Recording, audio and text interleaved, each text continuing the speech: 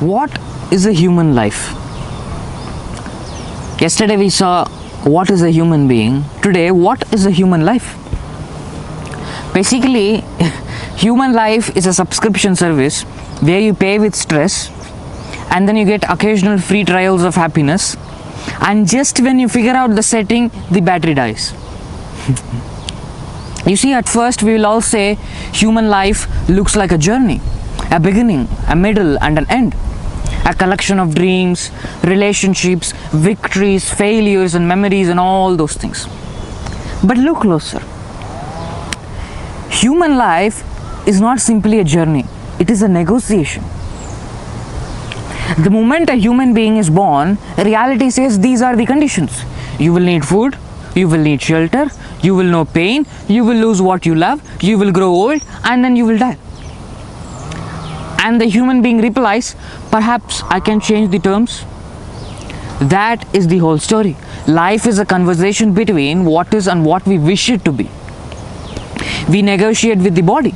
The body asks for rest, but we ask it for more work. It asks for health, but we fill it with exercises. It asks for time, but time never listens. We negotiate with other people also. You see, we want to be understood, but we hide what we think. We want freedom, but we ask for love. We want love, but we fear rejection. Every relationship becomes an agreement between two uncertainties.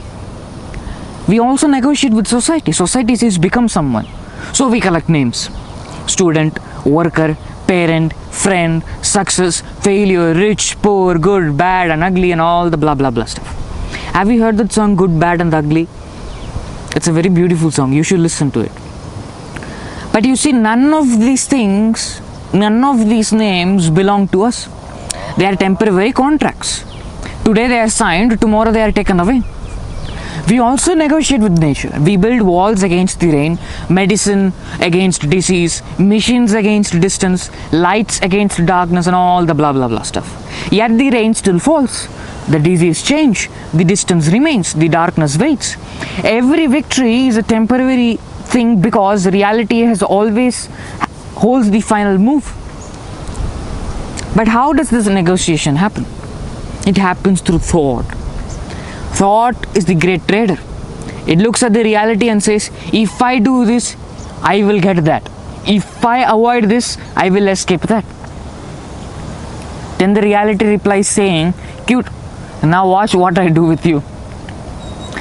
You see, thought creates plans because reality creates uncertainty. It imagines futures because the present is unstable. Thought remembers the past because the future cannot be trusted. The human mind is a market where fear and hope bargain every day. It's a same old story. It's like Tom and Jerry, they keep fighting constantly. Fear says protect yourself, hope says risk yourself.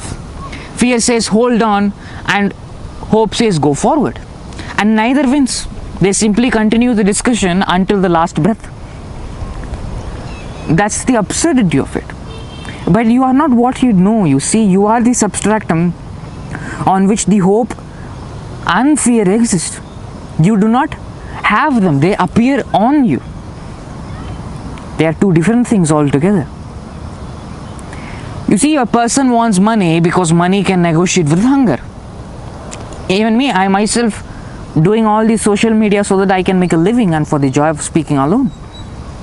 And people want power because power can negotiate with fear. Then they want respect because respect can negotiate with loneliness. Then they want fame because fame can negotiate with death. The body will disappear, but perhaps the name will remain. Yet reality quietly asks a simple question. For how long? You see, every answer has a limit. Look at knowledge. A child asks a question, an adult answers it. Then another question appears, and then every answer opens another door. The more humanity understands the world, the more it discovers how much it does not understand.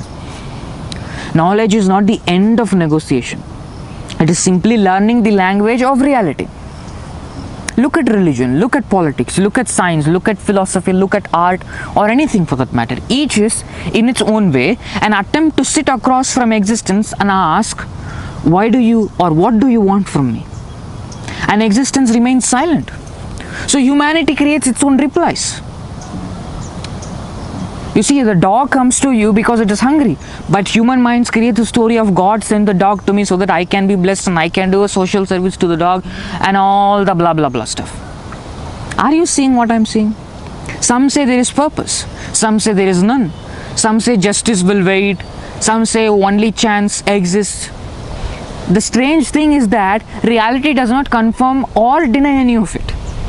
The stars continue to burn, the oceans continue to move, the earth continues to turn. Reality does not argue, only humans argue. But why? Why do we do that? Why is every human life a negotiation? Because there is a gap. Not the gap between a husband and wife, not the gap between a tree and another tree. There's a gap between what is and what should be. A hungry person thinks food should exist, right? A lonely person thinks love should exist. A frightened person thinks safety should exist. A dying person thinks more time should exist. The human heart is always writing a better contract than reality offers.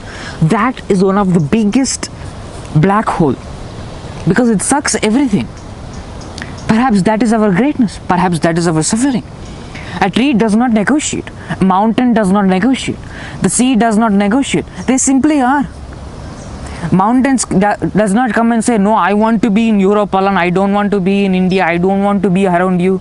Sea does not say, don't come touch me. I am great. Nothing happens like that. They don't negotiate with anything.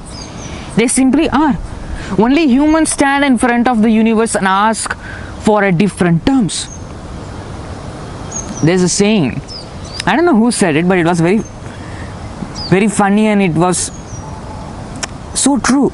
It goes like, God, if you are there, please explain yourself or kill myself. You see, we ask for fairness in a world that never promised it. We ask for permanence in a world built on change. We ask for certainty in a world made from accidents. Nobody knew all these things. We are all making up our own stories. We ask for meaning from silence. How can a silence answer? Maybe that is the absurd thing about human being. Not that life is difficult, not that death exists, but that we continue to negotiate with something that never signs the agreement. We are all utter idiots, you see. And let me tell you something. There is one self-aware reality at the bottom which is aware of itself, and you are that. It is on that reality that entire drama of creation happens. That is the origin of all origins. You are not what you know, you are that on which the knowing and the person who is knowing exists. And you see, yet there is something even stranger. Reality never actually fights us. It simply remains itself. The fight exists inside us. Reality says, this moment. Thought says, another moment would be better. Reality says, this is happening. Thought says, this should not happen. Reality says, everything changes. Thought says, let me keep this forever. Perhaps suffering is not created by reality alone. Perhaps it is created by the endless argument between reality and imagination. Then what happens if the negotiation stops? Not surrender, not defeat, simply seeing and simply being. Seeing hunger as hunger, fear as fear, joy as joy, loss as loss, life as life. A dog coming to you, seeing that dog coming to you. That's it. No adding a label or creating a God story around it.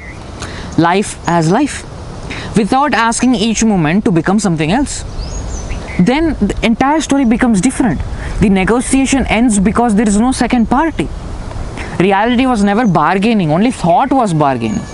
The river was flowing, the wind was blowing, the stars were burning, birth was happening, death was happening, and in the middle of it all, the human mind was trying to rewrite the rules. That's its own stupidity.